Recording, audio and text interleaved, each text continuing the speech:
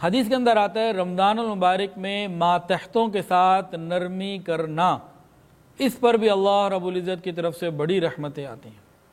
رمضان المبارک میں ماتحتوں کے ساتھ نرمی کرنا، تو ہم اس بات کا خیال کریں، بیوی بھی ماتحتوں میں آتی ہے، ملازم آتے ہیں، جتنے بھی ہمارے ورکرز ہیں یہ ماتحتوں میں آتے ہیں، ہم رمضان میں ان کا خیال کریں، اللہ ہماری مغفرت فرما دے۔ لاک ڈاؤن میں اور زیادہ خیال کریں، کتنے لوگ ہیں جو لوگوں کو جاب سے نکال رہے ہیں، ارے رمضان میں عید تک تو ان کا خیال کریں، چاہیے تو مستقل کریں۔ تو ماتحتوں کے ساتھ خیال کرنا، ان کے ساتھ نرمی کا معاملہ کرنا، ان کے ساتھ نرمی کئی طریقے سے کی جا سکتی ہے۔ انسینٹو بڑھا دیا، کام کا وقت کم کر دیا، 8 گھنٹے ڈیوٹی تھی 6 گھنٹے لے لی، 5 گھنٹے لے لی، کسی بھی طریقے سے، ایک آدمی 10 لوگ کرتے تھے وہاں 12 لوگ لگا دیے،